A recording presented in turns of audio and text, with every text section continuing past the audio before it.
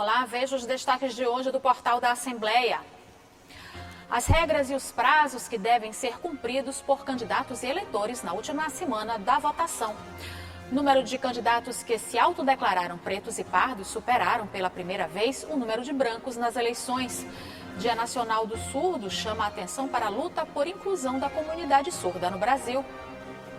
E uma exposição que divertiu amantes de videogames de várias gerações. É agora no portal da Assembleia.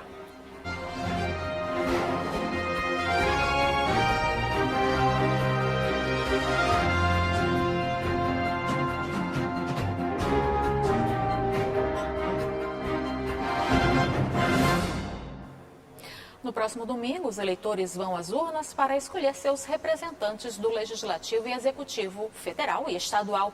E nos próximos dias, a Justiça Eleitoral determinou prazos e regras que devem ser cumpridos por eleitores e candidatos. Marcadas para o dia 2 de outubro e 30 de outubro, as eleições levarão às urnas mais de 150 milhões de brasileiros. Na disputa, candidatos ao cargo de presidente da República, governador do estado, senador, deputado federal e deputado estadual. Na última semana que antecede as eleições, candidatos, eleitores e partidos devem ficar atentos aos prazos do calendário eleitoral. Segunda, dia 26/9, é o último dia para o registro de pesquisas de opinião pública de intenção de votos, que serão divulgadas no dia das eleições no sistema PESC-L do TSE ou TRE. Dia 27/9, nenhum eleitor poderá ser preso ou detido, salvo em flagrante delito ou em virtude de sentença criminal condenatória por crime inafiançável. 28/9 é o último dia para os candidatos indicarem ao juiz eleitoral os nomes de pessoas autorizadas a expedir credenciais dos fiscais e delegados. 29/9 é o último dia para a divulgação da propaganda eleitoral gratuita no rádio e na televisão, referente ao primeiro turno. Dia 30/9 encerra o prazo para divulgação paga na imprensa escrita, internet e jornal impresso de propaganda eleitoral. Dia 1º de outubro, último dia para a propaganda eleitoral feita por alto-falantes até às 10 da noite. O último dia também para distribuição de material gráfico, carreatas, caminhadas ou passeatas. O último dia também para o Tribunal Superior Eleitoral divulgar comunicados, boletins e instruções ao eleitorado. Dia 2 de outubro é a data em que se realizará o primeiro turno das eleições 2022. A partir das 5 da tarde, serão divulgados os resultados da votação.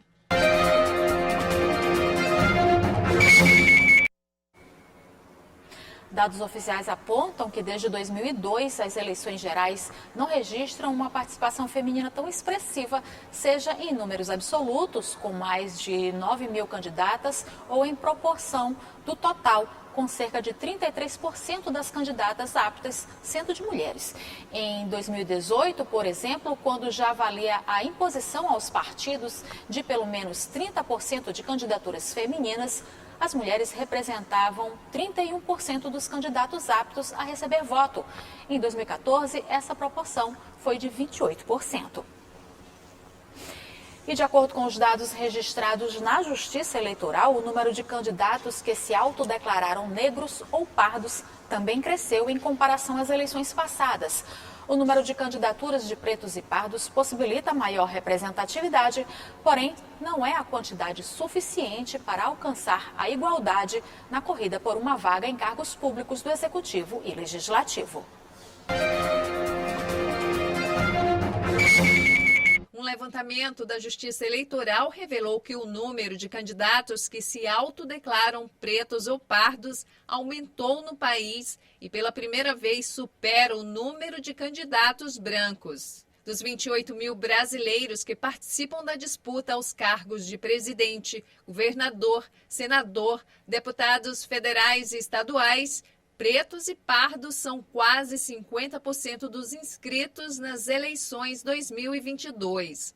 De acordo com esta cientista política, O aumento das candidaturas de pretos e pardos no Brasil ocorre desde 2014, possibilitando maior representatividade nos poderes executivo e legislativo, ainda que não tenham alcançado a quantidade ideal na ocupação dos cargos. A gente vem num processo, de crescimento da presença de negros, que corresponde ao conjunto de pretos e pardos, tanto nas candidaturas quanto também, embora muito mais discretamente, nos próprios resultados, nas eleições. E assim como acontece em relação às mulheres, Márcia, eu creio que isso tem a ver com dois fatores. Um que é de ordem institucional, que tem a ver com os incentivos que têm surgido, no caso das mulheres, a reserva de 30% das vagas. E mais recentemente a gente teve para mulheres e negros a garantia de recursos do fundo partidário, do fundo eleitoral, para essas candidaturas. De acordo com os dados atualizados pelo Tribunal Superior Eleitoral, os partidos Unidade Popular e PSOL têm a maior proporção de candidatos negros, 63% e 61,3%, respectivamente. O Partido Comunista do Brasil aparece em seguida com 59% das candidaturas.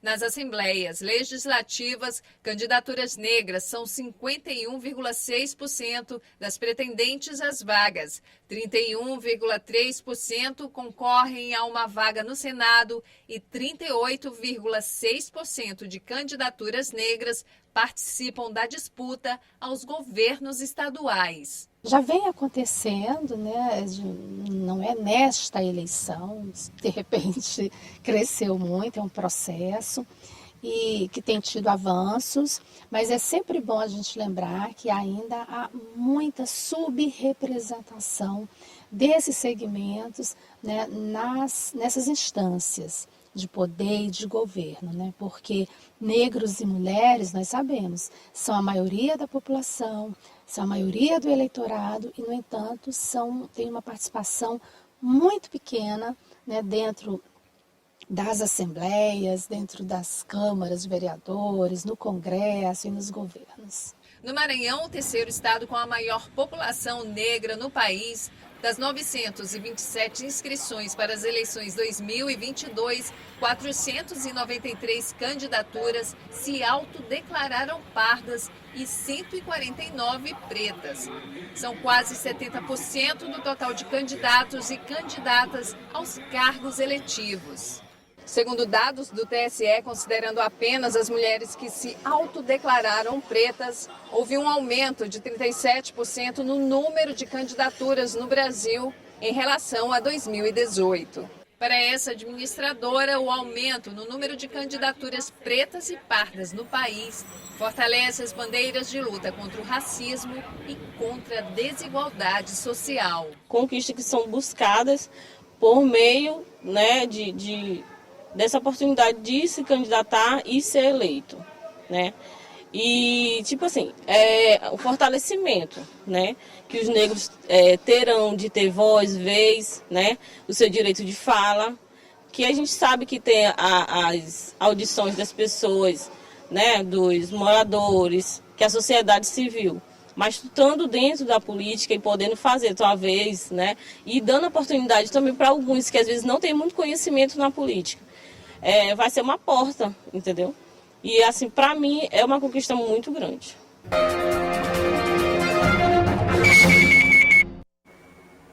E você vai ver no próximo bloco, o Dia Nacional do Surdo chama a atenção para a luta por inclusão da comunidade surda no Brasil. E uma exposição que divertiu amantes de videogames de várias gerações. Você acompanha logo após o intervalo.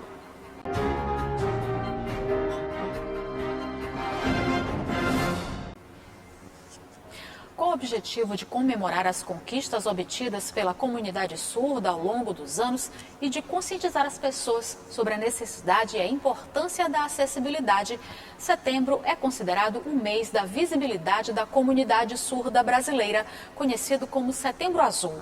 E hoje, Dia Nacional dos Surdos, serve como reflexão sobre o que ainda pode ser feito e os avanços alcançados, principalmente na inclusão de surdos em vários espaços comunitários. El é auxiliar de farmácia. Ele é surdo e, por meio do intérprete, explica sobre preconceito e dificuldades enfrentadas diariamente por conta do desafio que é se comunicar diante da sua condição. Inclusive na área onde eu trabalho, como auxiliar de farmácia, né, há também essa questão desse respeito às pessoas surdas, justamente para ter que essa comunicação ela possa ocorrer, né? Então nós precisamos justamente ter essa inclusão com os surdos, né? Então, por exemplo, lá no meu trabalho onde trabalho, lá tem 4 surdos que trabalham comigo e precisa haver essa comunicação, porque nós surdos nós não conseguimos ouvir, mas nós precisamos nos comunicar de outras formas também.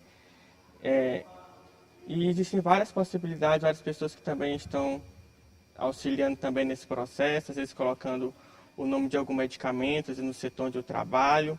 Então, tem sempre esse apoio, é necessário justamente ter esse apoio. O dia 26 do Setembro Azul é reconhecido no calendário nacional como o Dia dos Surdos, uma data que tem entre os seus objetivos chamar a atenção para a luta por inclusão e direitos da comunidade surda brasileira. Nesta igreja, uma celebração religiosa busca por esse respeito. O encontro é totalmente adaptado para a língua de sinais. Sempre no mês de setembro nós temos uma programação especial para os nossos irmãos surdos aqui na igreja, justamente para ressaltar a importância da inclusão e da acessibilidade deles na igreja, para que eles possam compreender a palavra de Deus, possam ser realmente incluídos. E por isso, nesse dia, no domingo, nós tivemos um culto bilíngue, justamente da Conferência 2022 do Ministério com Surdos, onde inclusive a pregação oficial ela foi ministrada em Libras, que é a língua brasileira de sinais.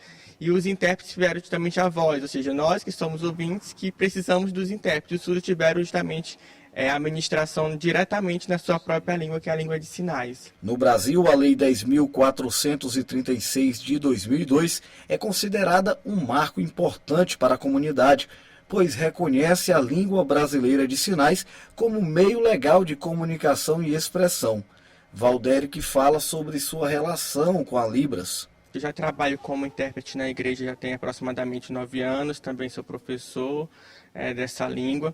E eu comecei justamente aqui na igreja, nesse trabalho de muita relevância social, justamente apoiando a comunidade surda, fazendo a interpretação voluntária nos cultos. E após eu comecei a trabalhar, inclusive, circularmente com essa profissão, tanto a área da docência como da tradução e também do ensino, justamente porque é uma área que precisa muito desses profissionais na sociedade. Faltam muitos intérpretes em diversos locais, diversos ambientes, e que o surdo ele precisa estar ali incluído e ter acessibilidade na sociedade como um todo. Já a Gabriele, que acompanha as celebrações religiosas que respeitam a Libras como o principal meio de comunicação, destaca o significado da inclusão. Quer dizer, é muito difícil a comunicação com o surdo, então precisa justamente promover essa comunicação em língua de sinais, para que as pessoas elas possam também ter uma empatia com o surdo, porque o surdo ele é visual, e quando há interpretação, a ministração em língua de sinais, a gente consegue compreender perfeitamente. E no Esporte em Debate de hoje, à noite, tem reportagem sobre tênis. Você vai conhecer também a atleta Radija, convocada para a seleção brasileira para disputar o Campeonato Mundial de Karatê. Notícias sobre o Sampaio Correia, que ganhou a primeira partida fora de casa na Série B, além de MAC e Chapadinha, que garantiram o acesso à Série A de 2023. Gregório Dantas e Juraci Filho fazem o convite. Oi, gente, passando para fazer um convite bem legal para você.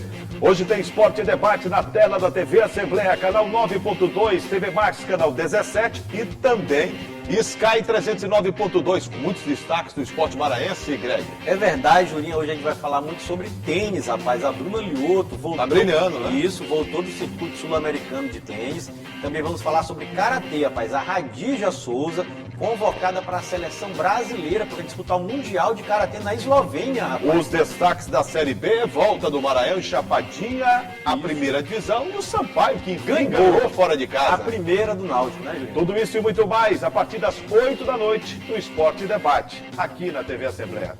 A gente aguarda por você. Até mais.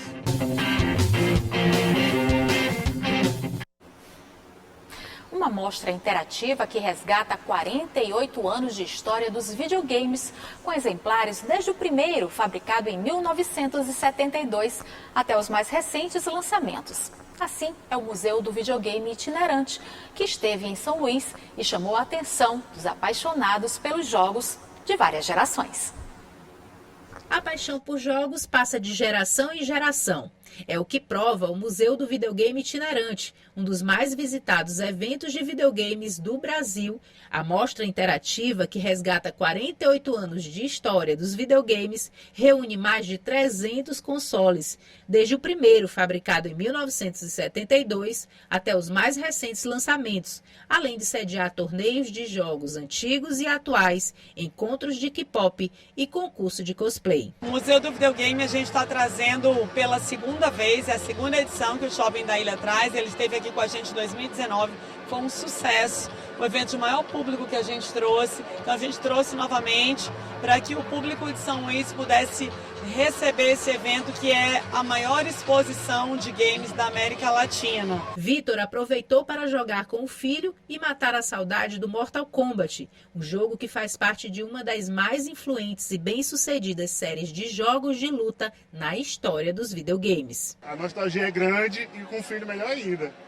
A nova geração vindo aqui jogando também com a gente. Já Oséias aproveitou o Museu do Videogame para apresentar aos filhos o primeiro console que ele ganhou quando era adolescente. Muito legal, né? A gente poder compartilhar esse momento com os filhos da gente, rever jogos que a gente quando era criança jogava e rever os lançamentos novos e poder interagir com o filho da gente é muito bom. Mostrar para ele os videogames da época da gente, que ele não conhecia. Para aqueles que curtem dançar e suar a camisa, uma outra atração é o palco Just Dance.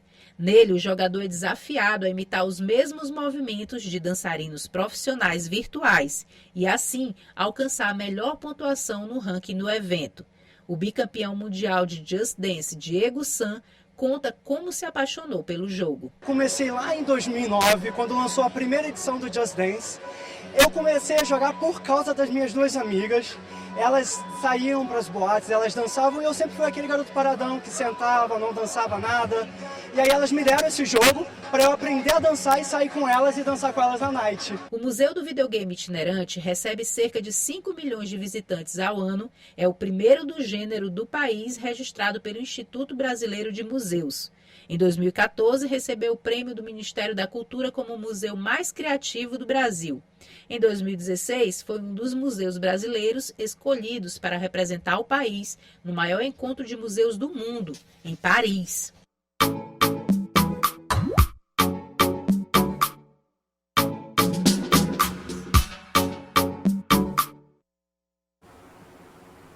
E o portal fica por aqui. Para rever as reportagens de hoje, acesse o site al.ma.leg.br/tv. A gente volta a se encontrar amanhã. Até lá!